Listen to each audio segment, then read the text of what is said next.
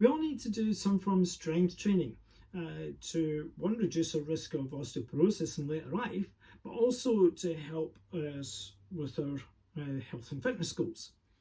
Now, the most common way we do this is by going to the gym and lifting weights, which is great, but I believe there's a step that we need to take first. Now, it's not just the muscles that we're trying to build strength in and build strengthen the bones. I always believe it's about building stability into all the joints, okay? The joints and the tendons that support the muscles. And now the problem we have is that we walk around on flat surfaces wearing cushioned shoes most of the time, or we're sitting down. And as a result, we're not being tested, so we lose that balance and stability that we have. Okay, and this is something that we really work on.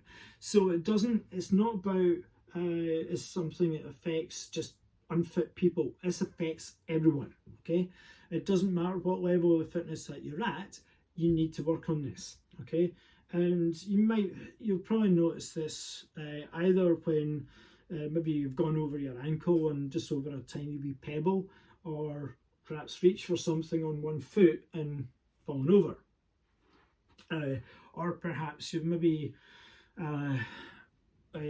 suffered a lower leg injury, like maybe had a niggling calf problem or something like that.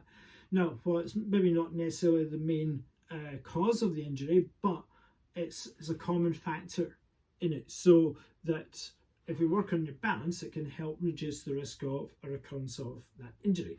Okay, so simple exercise you can do. Now, when I'm prescribing, so when we're working with any client, I always start with working on stability, range of movement, building the strength from the ground up, so to speak. So that so effectively, the way we train just now is a bit like trying to build a house without laying the foundation first.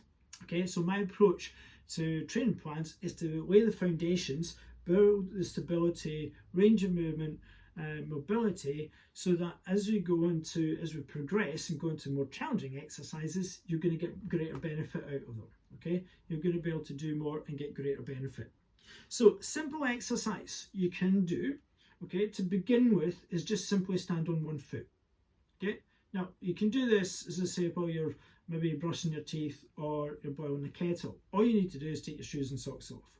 Simple as that. Okay. Hello. Or while you're playing with the cat or the dog. Now, progress from there. An exercise I always prescribe is stand on one foot, bring the knee up to the waist and back. Okay. Now, we do this at an angle to a mirror, because we want to check two things. One is the speed, okay? So the body will probably want to go quickly to avoid losing balance, but that's kind of defeating the purpose, and you're not going to get anything from it. So this needs to be in slow motion, okay? The slower you do this, the more effective it becomes.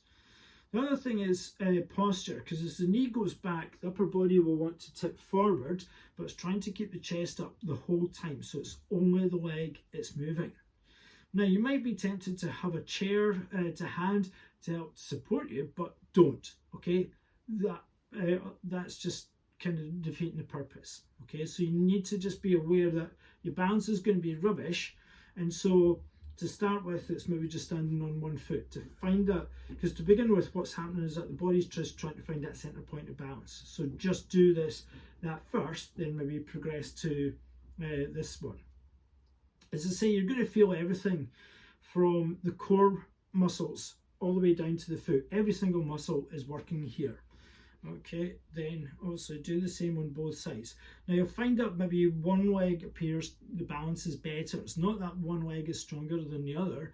It's just that your body will naturally prefer one side when to support your body weight. So for example, kicking a football. Somebody throws a football to you and you kick it, you're going to be standing on one leg while you kick the ball, and that's where you find that particular limb the balance happens to be better.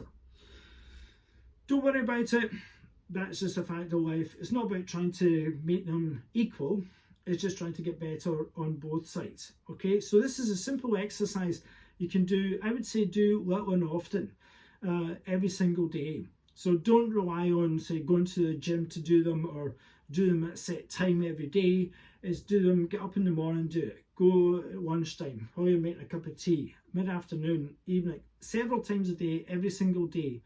Now, it's not about trying to do sets of 10 or 15 or whatever, and don't worry if your balance is rubbish to begin with, because everybody's is, okay?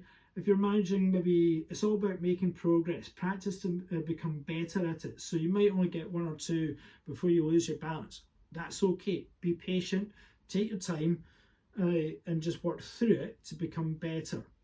So it won't take long. When you're doing this, after a few days, you'll start to feel an improvement. Okay, then you can start to work towards doing more. But it should probably take maybe a couple of minutes at a time, so it's not too much out the day. But the most important thing is do this with your shoes and socks off.